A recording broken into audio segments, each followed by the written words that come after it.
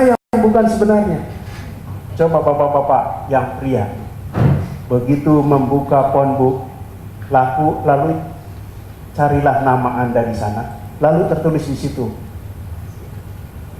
my handsome suami, husband. Gimana perasaannya kira-kira? Wah, senang sekali saudara-saudara.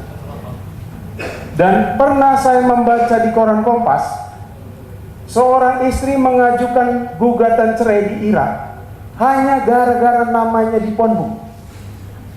Jadi ketika suaminya itu pergi, dia ingin tahu nama di phonebooknya apa. Begitu dicari-cari ketahuan. Siapa namanya? Guantanamo, saudara-saudara. Guantanamo itu penjara untuk teroris. Jadi begitu dia lihat Guantanamo di koran Kompas, langsung dia mengajukan gugatan cerai. Artinya apa? Bahwa tindakan yang kecil itu membawa efek. Apalagi Yesus yang berkorban, Yesus yang punya kasih, harus efeknya itu juga terasa, saudara-saudara. Dan efeknya yang diminta oleh Rasul Paulus, bagaimana dia punya pola kehidupan yang membangun persekutuan, yang tidak hanya mementingkan dirinya sendiri, tetapi mementingkan kepentingan yang lebih luas.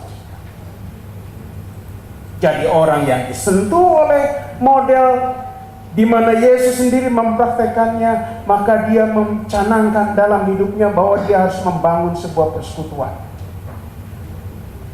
di mana kepentingan yang lebih luas juga menjadi prioritas untuk diperhatikan.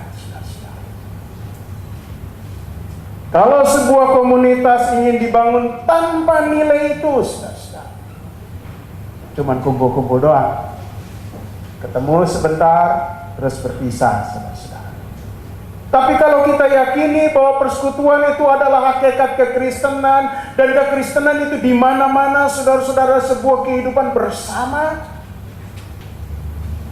maka komunitas itu akan terjaga, komunitas itu akan berkembang, dan komunitas itu akan menjadi nilai yang berharga, saudara-saudara.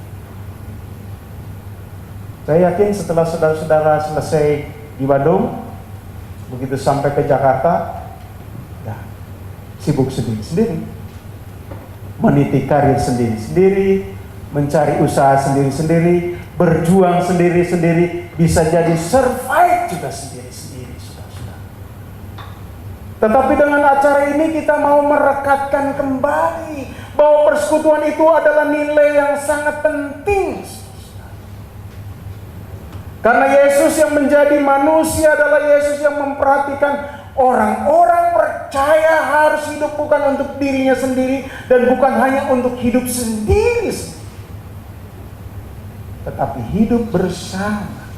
Hidup dalam sebuah persekutuan adalah hidup di mana dia mengindahkan yang lain. Bahaya. Dan salah satu yang menjadi hal yang harus memprihatinkan sekarang, dunia modern adalah dunia yang makin kompetitif. Dan salah satu ekses dari kompetisi yang tidak sehat adalah menempatkan orang lain sebagai rivalnya. Dan ini adalah nilai-nilai yang senantiasa mengganggu persekutuan. Saya kira orang GMKI Bandung harus bangga dengan Pak Sinaga. Maaf, saya sembunyi sedikit, karena beliau sekarang adalah sekretaris jenderal dari sebuah partai. Saya tidak perlu menyebut, nanti dianggapnya kampanye.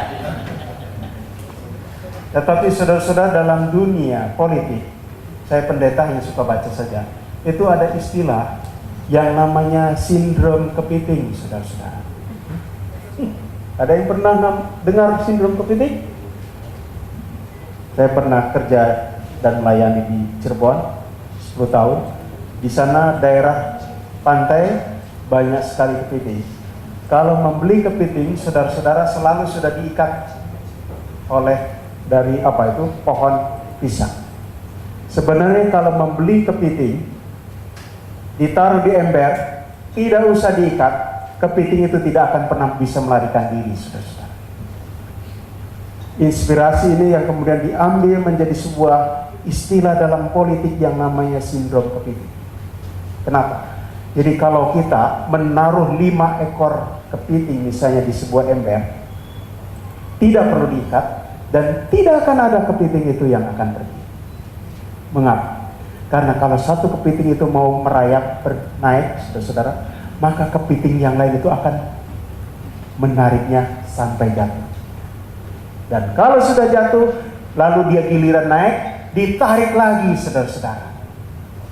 Akhirnya tidak ada yang bisa pergi, tidak ada yang bisa maju, karena semuanya ingin berlomba-lomba untuk dirinya sendiri.